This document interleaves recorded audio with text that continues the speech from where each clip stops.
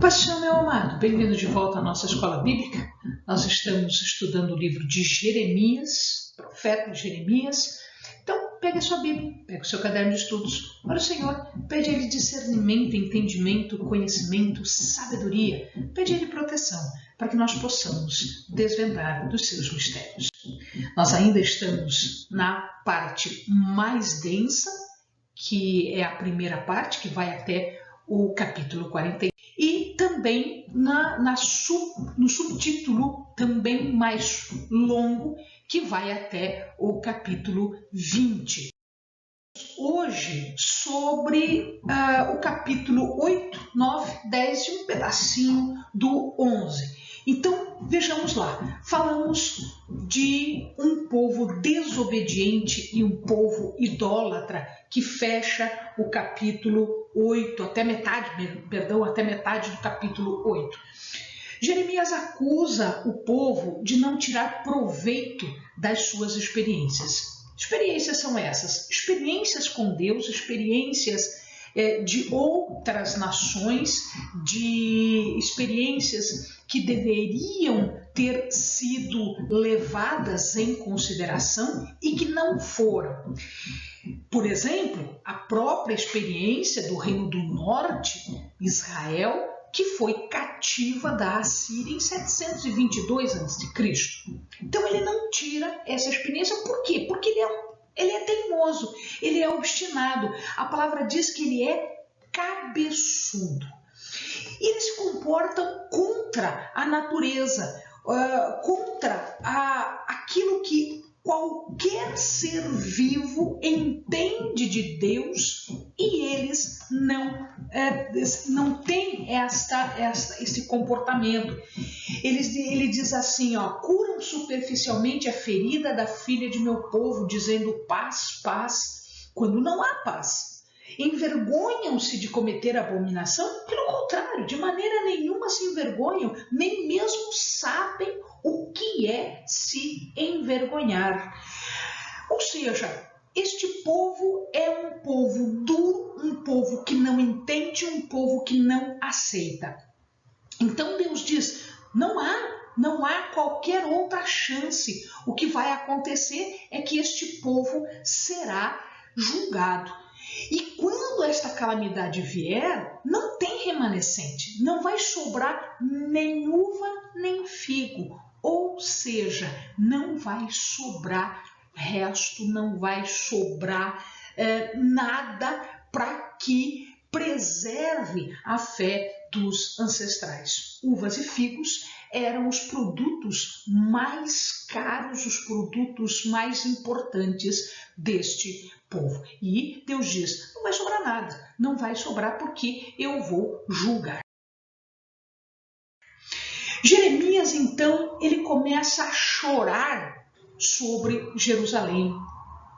E ele chora isso, depois a gente vai ver, depois da destruição, o choro vai se traduzir num livro chamado Lamentações de Jeremias, porque aqui é um choro antecipado. Ele começa a falar como se ele já estivesse vendo as coisas acontecerem. É claro que estas coisas ainda não aconteceram, mas para o profeta que está vendo isso, que está recebendo de Deus a profecia, isso é como se ela já estivesse em execução. Então ele diz ali, por exemplo, passou a cega, findou o verão e nós não estamos salvos. Estou quebrantado pela ferida da filha do meu povo. Ando de luto e o espanto se apoderou de mim. Não há bálsamo em Gileade ou não há médico lá? Por que, pois, não se realizou a cura da filha do meu povo? O bálsamo de Gileade que ele está contando aqui, Gileade era uma região onde se produzia um óleo balsâmico, ou seja, um óleo de remédio. Então ele está dizendo, não tem remédio? Não tem médico, não tem o que fazer, quer dizer, não existe o que fazer aqui. Então ele está questionando o povo, né? Deus questiona, ninguém sabe o que fazer, ninguém escuta o que tem que ser feito. Então esta era a colocação e, portanto, Jeremias chora porque ninguém lhe dá ouvidos. O capítulo 9, então, que inicia antes, mas que é a parte mais densa agora desta menção de corrupção, de pecado, de ruína, ele está falando, na verdade, da lista dos pecados. Ou seja, Deus começa a manifestar aquilo que eles estão tentando esconder. Ora, eles não eram desobedientes, eles não eram idólatras, eles estavam corrompidos. Então, isto era um desprezo para com Deus de tudo aquilo que Deus tinha feito para eles. E esse desprezo era um desprezo proposital.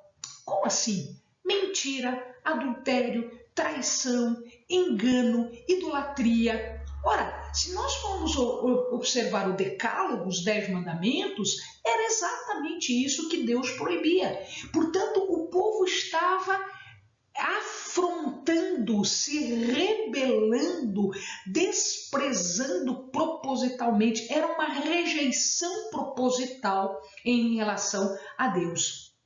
E aí ele chama esse povo de enganador.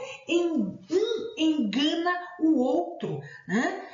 Guardai-vos cada um do seu amigo, né? Pois todo irmão não faz mais do que enganar, zomba, ensinam a sua língua a proferir mentiras, pelo engano recusam-se a me conhecer.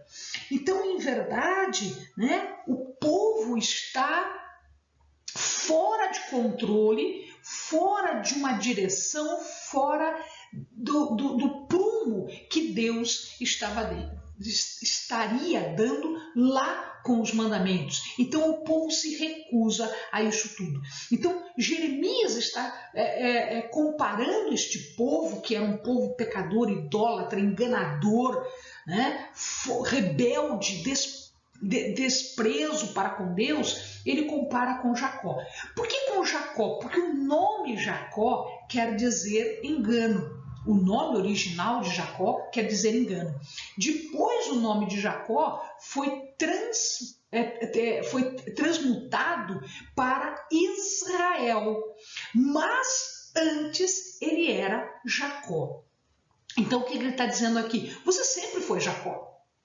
Você deveria ter sido Israel, mas você nunca foi Israel. Você sempre foi Jacó, estúpido, cabeçudo, uma pessoa que despreza, um povo que despreza, um povo que mente, que adultera, que idolatra, um povo que rejeita.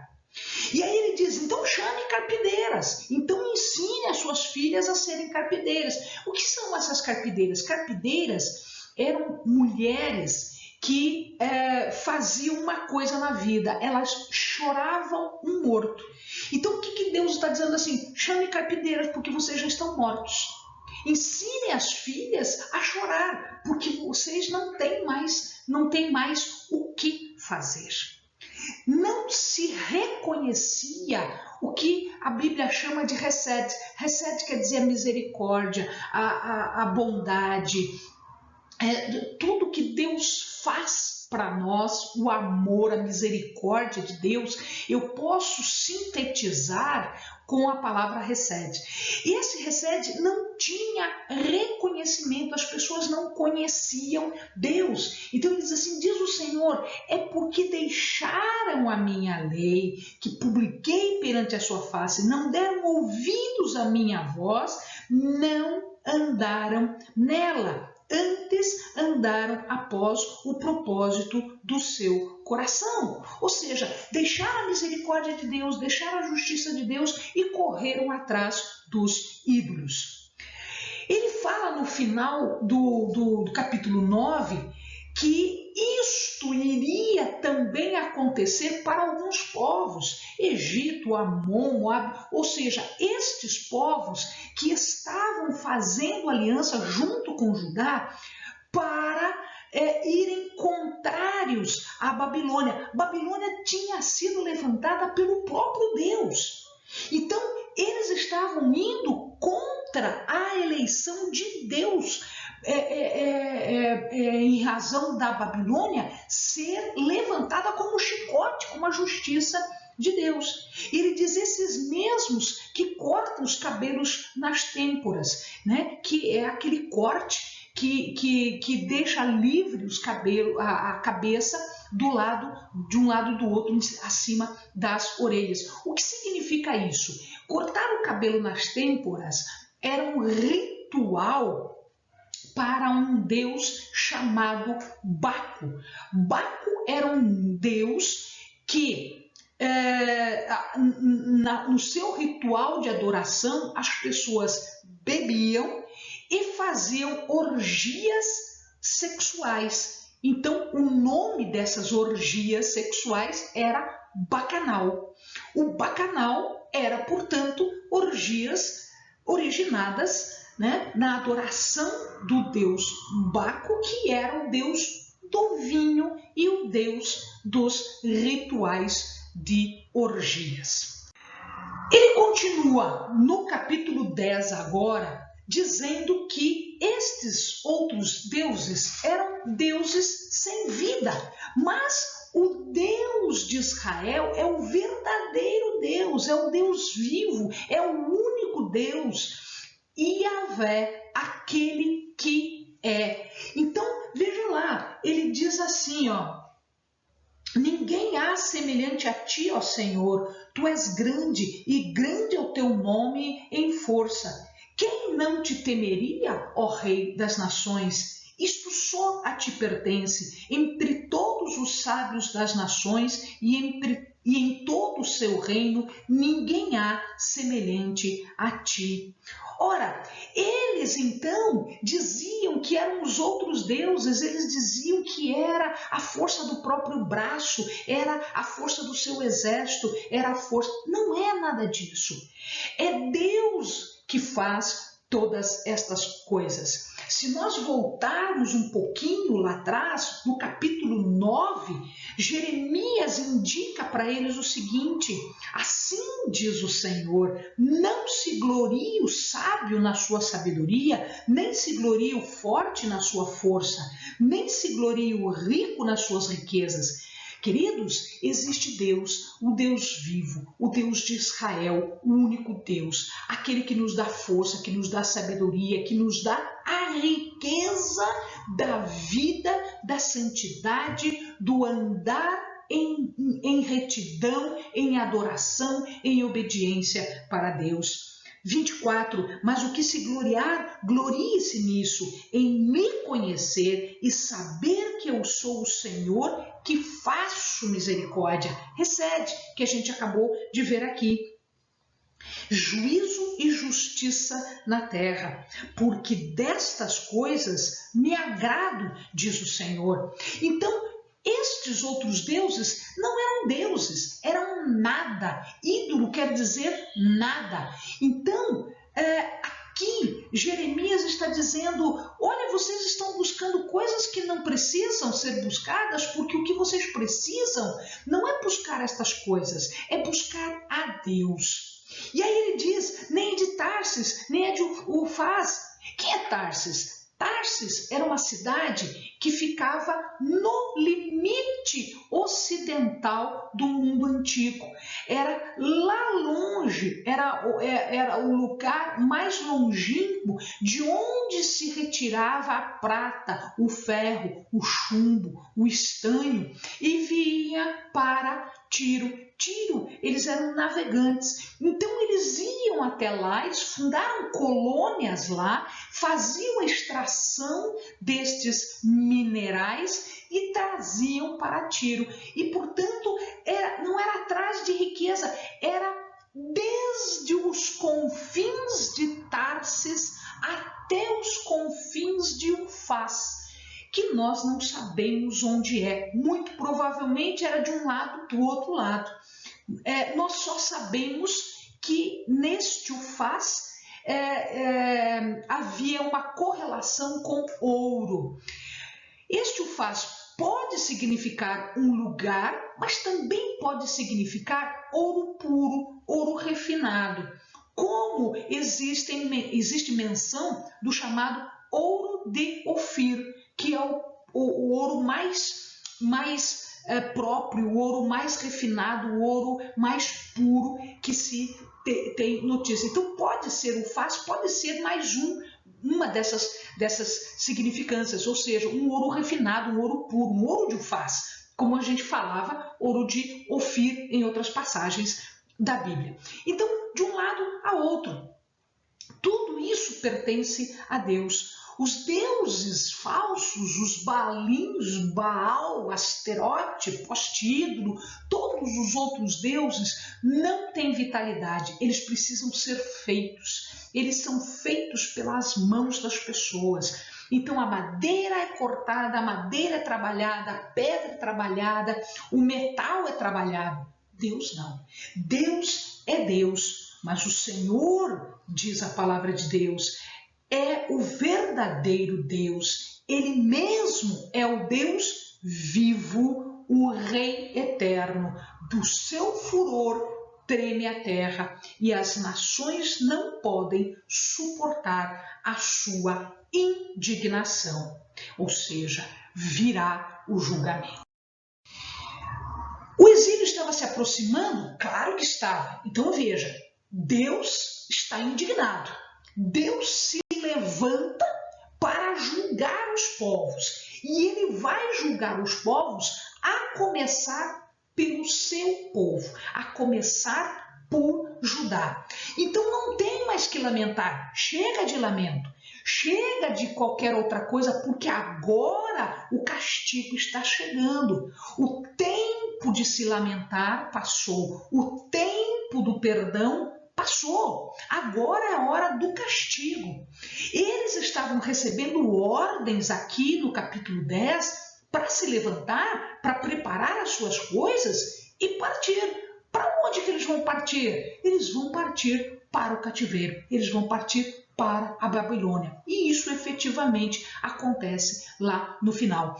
E o profeta começa agora a descrever esta desolação. E era como a comparável a uma tenda que cai, uma tenda caída, sem os cordões para puxar. Porque eles sabiam o que era viver em tenda. E eles sabiam que a desolação, eles sabiam que o castigo de uma tenda caída era final. Então aqui nós temos uma desolação como se fosse uma tenda. A tenda caiu. Caiu a casa, nós dizemos hoje. Caiu a tenda, caiu a casa. Não tem mais o quê?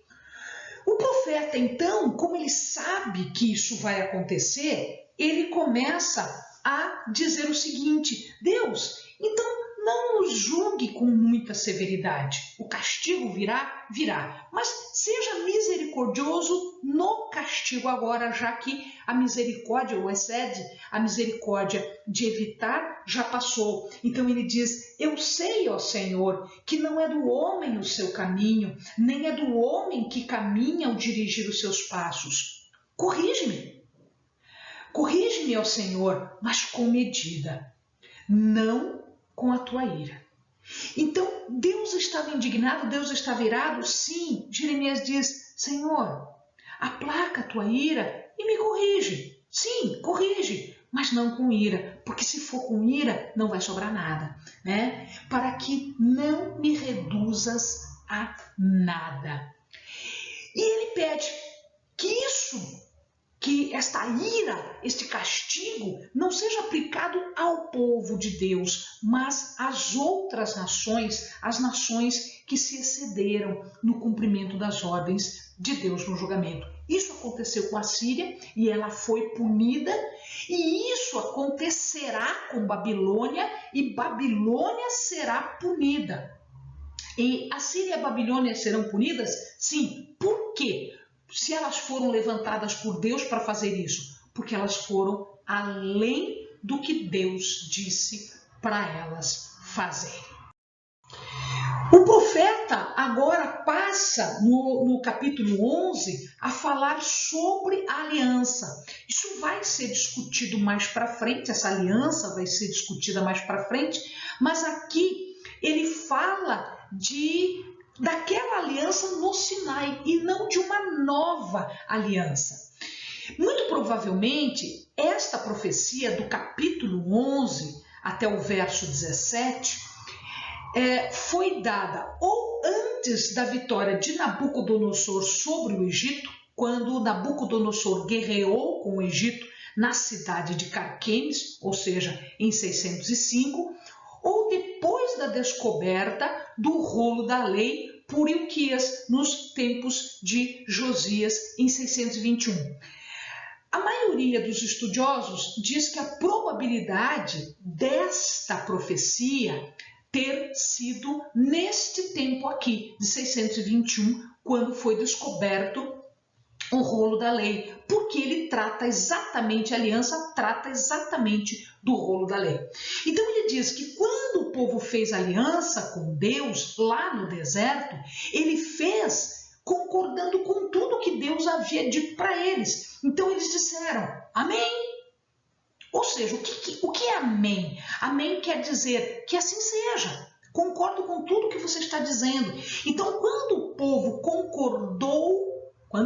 concordou, ele estava dizendo o seguinte, é isso mesmo, eu concordo com absolutamente tudo e eu vou fazer aquilo que está colocado na aliança, né? Aquilo que foi combinado entre nós. Então, a rebeldia, agora, se eu for resgatar isso, olha, na aliança eu disse que faria, e agora eu não estou fazendo, então eu estou sendo rebelde.